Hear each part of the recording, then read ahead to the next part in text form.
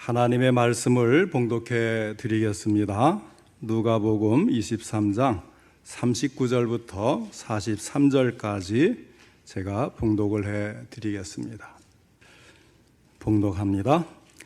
달린 행악자 중 하나는 비방하여 이르되 내가 그리스도가 아니냐 너와 우리를 구원하라 하되, 하나는 그 사람을 꾸짖어 이르되 내가 동일한 정죄를 받고서도 하나님을 두려워하지 아니하느냐. 우리는 우리가 행한 일에 상당한 보응을 받는 것이니 이에 당연하거니와 이 사람이 행한 것은 옳지 않은 것이 없느니라 하고, 이르되 예수여 당신의 나라에 임하실 때에 나를 기억하소서 하니, 예수께서 이르시되 내가 진실로 내게 이르노니 오늘 내가 나와 함께 낙원에 있으리라 하시니라. 아멘. 오늘은 그리스도의 순환이라는 제목으로 함께 말씀을 듣겠습니다. 오늘도 하나님께서 예배드린 우리 성도님들을 만나주시고 생명의 말씀을 통해서 풍성한 은혜를 내려주시기를 축원합니다. 먼저 하나님께 기도드리겠습니다. 하나님 아버지, 오늘도 저희들의 예배를 받으시며 귀한 말씀 주시니 감사를 드립니다. 이 말씀을 통해서 저희들이 하나님의 뜻을 더 잘 알고 그 뜻에 순종할 수 있도록 말씀을 잘 이해하게 하시고 깨닫게 하시고 실천할 수 있도록 도와주옵소서. 전할 때도 들을 때도 성령님이 함께 하시고 도우시길 간절히 바라곤 합니다. 하나님 아버지, 이 시간 주의 말씀을 통해 우리에게 말씀하시는 것이 저희들의 귀에 잘 들려줄 수 있도록 성령께서 역사하시기를 원하오며 예수님의 이름으로 기도하옵나이다. 아멘. 주 예수 그리스도께서 나귀를 타시고 예루살렘으로 입성하신 종려주일입니다.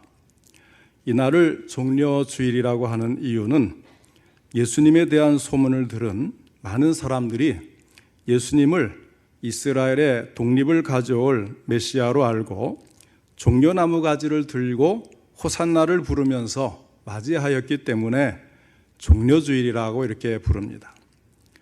그들이 외쳤던 이 호산나의 뜻은 우리를 구원하소서라는 뜻이 있습니다. 그러나 주님은 이날 이후 생애 마지막으로 많은 고난을 당하시는데 금요일에는 십자가에서 돌아가십니다. 그러나 그분은 성경의 예언대로 3일 만에 다시 살아나십니다.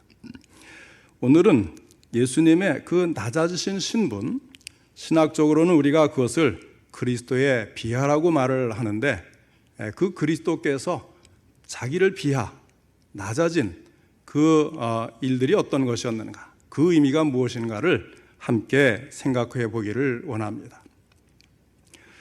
요즘에 간혹 뉴스에 보면 아파트 경비를 하는 분들에게 갑질을 해서 수모를 안겨주는 그런 경우들이 종종 뉴스에 나옵니다.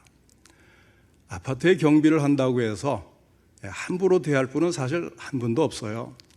대체로 보면 어떤 분은 은행 지점장을 하다가 은퇴하고 계속해서 뭔가 움직여야겠다 해서 이제 아파트 경비원에 들어가는 분도 있고, 또는 사업에 실패를 해서 금전적으로 어려워서 계속해서 경비원으로 경력을 이어가는 분들도 있는데, 그런 분들을 마치 하인처럼 대하면서 갑질을 하는 사람들이 있다는 거예요. 내가 옛날에 그 지점장이었는데, 대기업의 이사였는데 어떤 젊은 사람이 와서 경비원이라고 무시하고 그러면 마음이 얼마나 아프겠어요. 자, 인간도 그 높은 지위에서 낮은 지위로 내려오면 마음이 씁쓸하고 어렵고 힘든데, 하나님께서 인간이 되시고 인간으로서도 가장 가난한 그런 곳에 오시고, 그리고 죄인 취급을 당하시고 죽음까지 당하시고 무덤까지 내려가시는, 이것을 우리는 그리스도의 비하라 이렇게 이야기를 하는 겁니다. 하나님이 인간이 되신 것만 해도 창조주가 인간이 되었다는 자체가 얼마나 자기를 낮추고 얼마나 고통스러운 일이겠어요. 그런데 거기에 이제 이 무시를 당하고 수치를 당하고 침뱉음을 당하고 또 십자가에 죽음을 죄인으로서, 그것도 죄인으로서 죽음을 당하고 무덤까지 내려가시는 이런 모든 것들은 우리 주님의 순환이라 이렇게 이야기를 할 수가 있는 거예요. 그래서 오늘 우리가 볼 말씀은 예수님의 그 순환, 인간으로 태어나셔서 십자가에 달리시는 그때까지의 그 순환, 그 다음에 십자가의 죽으심, 그리고 인간처럼 죽음을 맛보시고 장사 지내는 일, 그리고 무덤에 들어가시는, 이것을 때로는 이제 지옥 강하라 이런 이야기를 하고 있는데, 그건 좀 더 뒤에 가서 제가 잘 설명을 해드려서 이해를 좀 돕도록 하겠습니다. 자, 이 네 가지를 오늘 이야기를 나누려고 하는데요. 우선 첫째로 주 예수 그리스도의 순환에 대해서 알아보겠습니다. 예수님은 이 세상에 출생하시면서 인간들이 당해야 될 하나님의 진노를 인수 다 받으시는 거예요. 그래서 출생에서 죽음까지 순환과 고난의 행진을 하십니다. 그분의 순환은 최후 일주일 동안만 당하신 것이 아니라 전생에 걸쳐서 우리를 대행하는 고난을 겪으신 것입니다. 그분의 전생애를 통해서 당하신 순환의 본질은 창조주이시고 대주제, 절대 주권자이신 하나님이 사람의 몸을 입고 종이 되어서 율법의 요구에 복종하게 된 것에서 시작을 해서 순결무음한 죄 없는 그분이 죄인 중에 거하면서 죄책을 받아야 하고 다가오는 고난을 예견하면서 살아야 하는 이런 것들이 주님의 순환의 본질인 것입니다. 또 육신으로는 갈릴리 나사렛의 가난한 목수의 가정에서 출생하여 궁핍을 경험한 것도 겪으신 고난이고, 마귀의 시험이나 군중들의 증오, 지도자의 배척, 제자의 배신, 원수의 회방, 이런 것들이 다 순환의 요인들인 것입니다. 더욱이 중보자로서 인류를 위해 죄의 의식과 죄책을 대신 짊어지셔야 하는 것은 그분의 영혼의 고민이며 고초였습니다. 우리의 생각으로는 그 정도의 고난이라면 사람 중에서도 겪는 사람들이 많이 있지 않느냐 이렇게 생각하기가 쉽습니다. 그러나 그분의 순환은 아주 독특한 순환이었던 것이, 그분은 거룩하고 의로우시고 진실하신 분이시기 때문입니다. 그분은 고통을 당해야 할 이유가 없는 분이셨습니다. 그런 그분이 인간들을 대신해서 고통을 겪으셨기 때문에 그분의 고난은 독특한 고난이요, 고통의 강도는 더욱 강한 것이었습니다.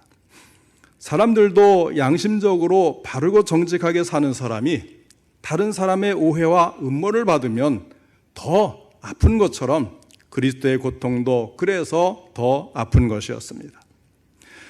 성경을 보면 주님이 무지한 피를 흘리게 된다는 것을 여러 무리들이 은연중에 증명했던 사실들을 읽을 수가 있습니다. 우리는 성경에 기록된 이러한 증거들을 보면서 하나님의 섭리의 오묘하심을 깨달을 수가 있습니다. 첫째는 가룟 유다의 증거입니다. 가룟 유다는 자기가 무지한 피를 팔았다는 것을 자인하고 스스로 목숨을 끊었습니다. 둘째는 빌라도의 증거입니다. 빌라도는 예수님이 죄가 있어서 재판에 회부된 것이 아니라 제사장의 무리들이 예수님을 시기했기 때문에 재판이 일어났다는 것을 알았습니다. 그는 예수님이 도무지 죄가 없다는 것을 알고 있었습니다. 셋째는 빌라도의 아내의 증거입니다. 빌라도의 아내는 빌라도가 재판석에 앉았을 때에 사람을 보내어서 저 옳은 사람에게 아무 상관도 하지 말라는 간곡한 부탁을 했던 것입니다. 네 번째는 로마 군인 백부장의 증거입니다. 백부장은 예수님께서 운명하시는 것을 처음부터 끝까지 지켜보다가 이 사람은 진실로 하나님의 아들이었도다 라고 증거를 했습니다. 더욱이 그분은 특별한 능력, 비상한 수단을 사용할 수 있는 그런 분이셨습니다. 최후의 저녁 겟세마네 동산에서 가룟 유다의 인솔을 받은 대제사장의 종들과 군병들에게 힘없이 체포당하는 것을 본 베드로가 안타까워 검을 빼들고 말고라는 사람의 귀를 자를 때에 예수님은 이런 말씀을 하십니다. 너는 내가 내 아버지께 구하여 지금 12군단 더 되는 천사를 보내시게 할 수 없는 줄로 아느냐? 내가 만일 그렇게 하면 이런 일이 있으리라 한 성경이 어떻게 이루어지겠느냐고 말씀을 하신 것입니다. 예수님은 얼마든지 하나님께 구하여서 천사들을 보내서라도 자기를 구출하게 할 수 있는 분이시지만, 그러나 십자가에서 우리의 죄를 대신 담당하셔야 했기 때문에 묵묵히 그 길을 가기로 하신 것이었습니다. 그분은 자신이 가지고 있는 능력도 사용하지 않고 당하는 고통이기에 더욱 고통스러운 것이었습니다. 예수님은 십자가에서 운명하시기 직전에 엘리 엘리 라마 사박다니, 나의 하나님 나의 하나님 어찌하여 나를 버리셨나이까라고 외칩니다. 그분은 하나님의 독생자이십니다. 하나님께 버림을 받아야 할 이유가 없는 분이셨습니다. 그러나 인간의 죄 때문에 그분은 버림을 받습니다. 하나님께 버림받은 이것이 더욱 고통스럽게 하는 것입니다. 그러기에 그분의 순환은 진정 독특한 성격을 가지고 있는 것이었습니다. 이런 그분의 고통을 생각하면서 그분의 낮아지심, 다시 말해서 그리스도의 비하에 대해서 좀 더 자세하게 말씀을 드리겠습니다. 둘째로 그리스도의 죽음에 대해서 살펴보겠습니다. 예수님은 십자가에서 육체적 죽음을 경험하셨습니다. 그분의 죽음의 성격은 자연사가 아니었어요. 그렇다고 병들거나 사고로 운명하신 것도 아니었습니다. 빌라도의 법정에서 사형 언도를 받고 죄수의 몸이 되어서 처형을 당하신 것입니다. 그분의 사형 집행 도구는 십자가입니다. 그런데 성경에 나무에 달린 자마다 저주 아래 있는 자라고 말씀을 하였습니다. 그분은 십자가에서 처형을 당하는 그 과정도 고통이었지만 나무에 달려서 저주와 수치의 죽음을 경험한 것은 더 큰 고통이었습니다. 그분이 운명한 후에 로마 군병들은 그분의 죽음을 확인하기 위해서 창으로 그분의 옆구리를 찔러서 마지막 핏방울까지 다 흘리게 하셨습니다. 이것이 그분이 우리를 위해 십자가에서 겪으신 고통입니다. 예수님의 이런 죽음을 낮아지심, 곧 비하라고 하는데, 그분의 비하 중에 죽음은 단순히 낮아지는 정도의 것은 아닙니다. 아담 이후에 모든 인간이 당해야 하는 모든 고통을 다 짊어지시고 십자가에서 처형된 죽음이었던 것입니다. 그리고 세 번째로 그리스도의 장사 지내심에 대해서 생각을 해보겠습니다. 그리스도의 낮아심, 비하를 말할 때에 무덤에 묻힌 것도 비하라고 말을 합니다. 왜 인간에게 죽음이 꼭 흙으로 돌아가야 했습니까? 그것은 죄의 결과였던 것입니다. 아담이 범죄한 후에 하나님은 너는 흙이니 흙으로 돌아갈 것이니라고 선언을 하십니다. 인간이 죽어 영혼과 육이 분리되는 것을 육신의 죽음이라고 하는데, 이것은 죄의 결과인 것입니다. 그러나 죽어 진토에 묻히는 것도 죄의 형벌의 일부이고 저주의 일부인 것입니다. 그래서 그리스도께서 십자가에서 돌아가실 뿐만 아니라 아리마대 요셉의 무덤에 장사되는 것을 그분의 비하, 낮아심이라고 하는 것입니다. 마지막 넷째로 그리스도의 지옥 강화에 대해서 살펴보겠습니다. 그러면 십자가에 돌아가신 예수님의 영혼은 부활하시기까지 3일 동안 어디에 계셨을까? 이 논쟁이 지옥 강화라는 논쟁이에요. 이에 대해서 여러 가지 이야기를 들으셨겠습니다마는 대표적으로 잘못된 견해를 제가 먼저 소개를 해드려야 우리가 바르게 이해할 수가 있어요. 대표적으로 잘못된 견해 중에 하나가 뭐냐면 루터교의 견해입니다. 루터교에서는 이 기간에 예수님의 영혼이 지옥에 가셨다고 주장을 하는 거예요. 그리고 그곳에 있는 영혼들, 곧 예수님의 이름을 듣지 못하고 죽은 영혼들에게 전도하기를, 내가 예언한 그대로 이 세상에 와서 십자가에서 죽고 이제 장차 죄와 사망의 권세를 이기고 마귀의 세력을 이기기 위해서 부활할 것을 말씀하셨다고 주장을 하면서 이것을 승리의 개선이라고 또 이제 이름을 붙여요. 자, 루터교는 이런 주장의 근거 성경 구절로 베드로전서 3장 18절로 19절의 말씀을 들고 있습니다. 그리스도께서도 단번에 죄를 위하여 죽으사 의인으로서 불의한 자를 대신하셨으니 이는 우리를 하나님 앞으로 인도하려 하심이라. 육체로는 죽임을 당하시고 영으로는 살리심을 받으셨으니 그가 또한 영으로 가서 옥에 있는 영들에게 선포하시니라. 이렇게 말씀한 것을 근거로 들고 있습니다. 그래서 그가 또한 영으로 가서 옥에 있는 영들에게 선포하니라, 이 말씀을 가지고 이 옥을 지옥으로 해석을 하는 거예요. 그래서 예수님께서 지옥으로 가셔서 그때 전도를 하셨는데 그 전도를 받은 사람들이 노아시대 그리스도가 오시기 전에 불순종한 자들이라고 이야기를 하는 거예요. 그래서 그들은 전에 노아의 날 방주를 준비할 동안 하나님이 오래 참고 기다리실 때에 복종하지 아니하던 자들이라라는 말씀까지 추가로 인용을 하고 있습니다. 그래서 가톨릭 천주교회나 영국 성경회 교회도 이와 비슷한 말을 하는데, 그들은 예수님을 믿지 않았더라도 의롭게 산 사람들의 영이 머무는 그런 위치가 있는데, 예수님은 돌아가신 후에 그곳에 가셔서 진리를 가르쳤다는 거예요. 이것을 가지고 연옥설까지 주장을 하고 나아갑니다. 그러나 여러분, 굉장히 그럴싸하고 참 멋있어 보이고 좋아 보인다고 다 진리는 아닌 거예요. 이것은 사실이 아니라고 하는 것입니다. 우리 장로교 개혁신학의 모본이 되는 칼빈주의는 그러면 어떻게 말하고 있는가를 우리가 알아야 하겠습니다. 첫째는 예수님께서 3일간 그분의 영혼이 천국 이외에 다른 곳에 가셨다고 생각하지 않는 거예요. 다만 예수님이 십자가에 겪으신 그 고통이 지옥의 고통이었다는 것입니다. 그 고통은 죄인들이 당해야 될 지옥의 고통을 대신 당하신 것이었다고 믿는 거예요. 그러니까 예수님은 십자가에서 그 모든 수모와 그 육체의 고통과 죽음을 맛보신 이것이 우리가 지옥에 가서 형벌을 당할 것을 대신한 것이지, 굳이 예수님이 지옥까지 가서 그 지옥을 보아야 될 이유는 없다는 거예요. 그 이유로 이런 이야기를 합니다. 주님께서 오늘 본문에 있는 말씀에 보면 십자가에서 최후를 맞이할 때에 양쪽에 강도들이 함께 십자가에 매달려 있었습니다. 그때에 다른 한쪽에 있는 죄인은 예수님을 비난했는데 또 한쪽에 있는 행악자는 회개를 하는 것을 볼 수가 있습니다.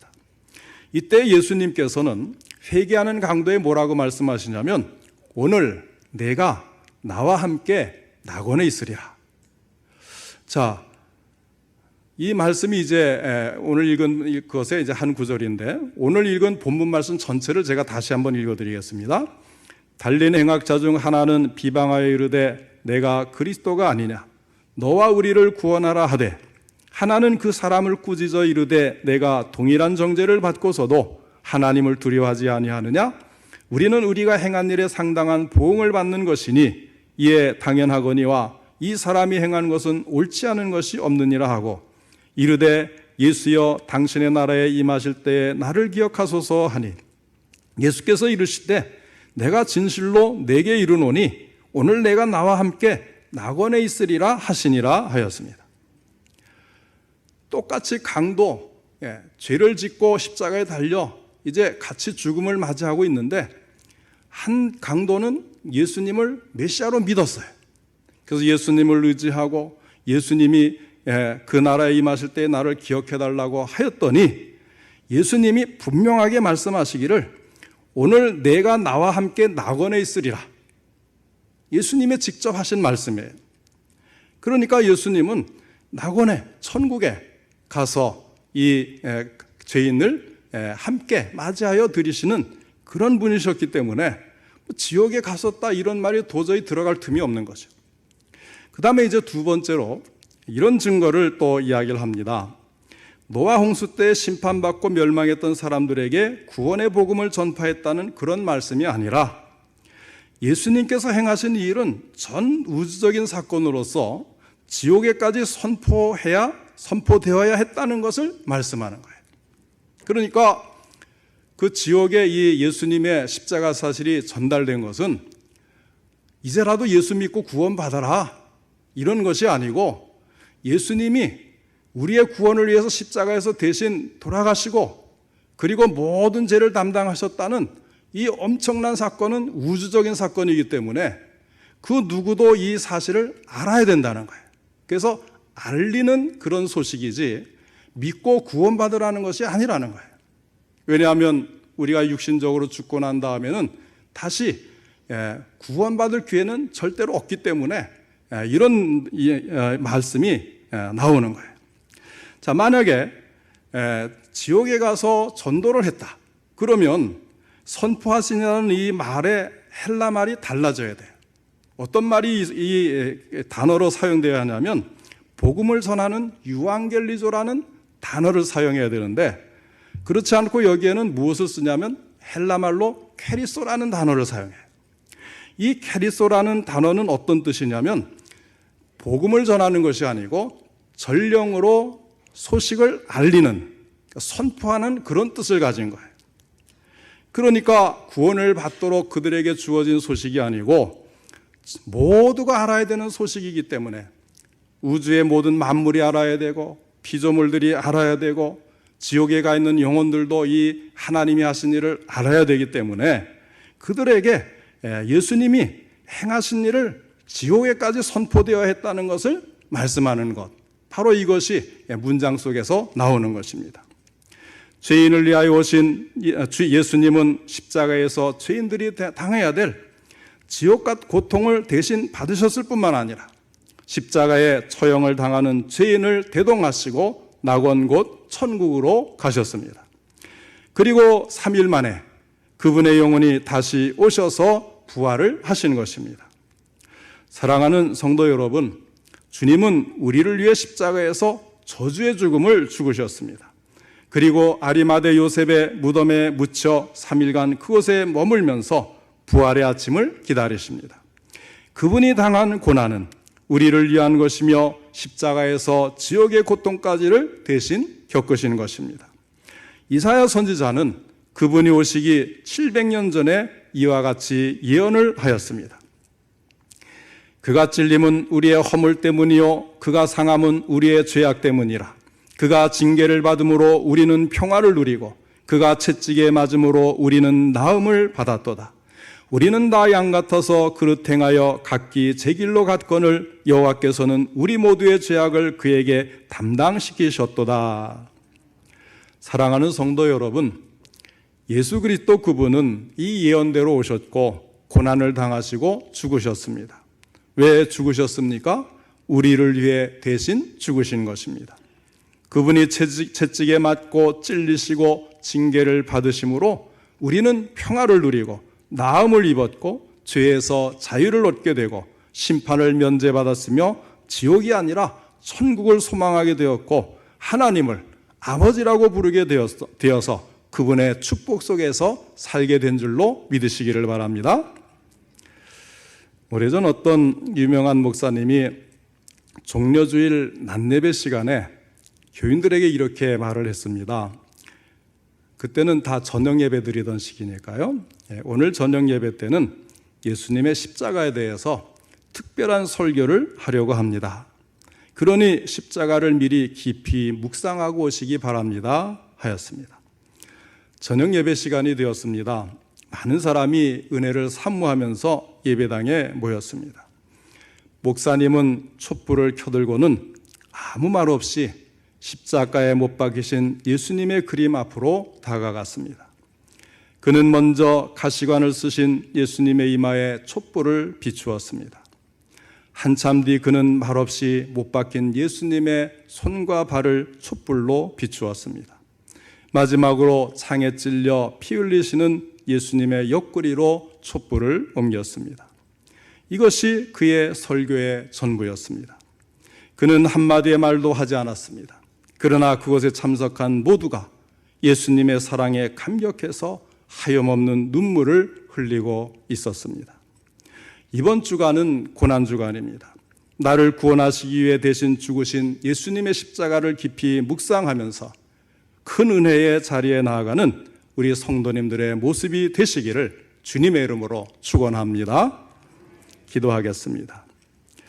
사랑과 은혜가 풍성하신 하나님 아버지, 오늘 종려주일을 맞이하여서 다시금 나를 위해 나를 대신하여 하나님이 인간이 되어 이 땅에 오셔서 모든 순환을 겪으시고 십자가에 달려 고통스러운 죽음을 당하실 때에 가시면류관을 쓰고 머리에도 피를 흘리고 또 손과 발에 큰 못을 박고 피를 흘리며 옆구리에 창에 찔려 피를 흘리시는 주님의 그 모습을 우리가 상상하면서 주님, 참으로 나를 사랑하여 나를 위해 희생하신 주님의 그 큰 사랑을 다시금 되새겨 봅니다.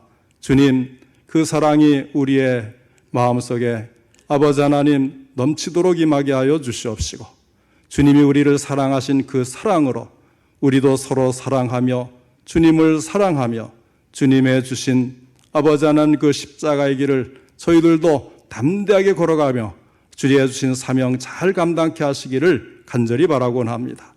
오늘은 또 성찬식을 통해서도 다시 한번 주님의 그 사랑과 희생을 아버지의 마음에 묵상하며 주의 은혜 가운데 지낼 수 있도록 도와주시옵소서. 예수님의 이름으로 기도하옵나이다. 아멘.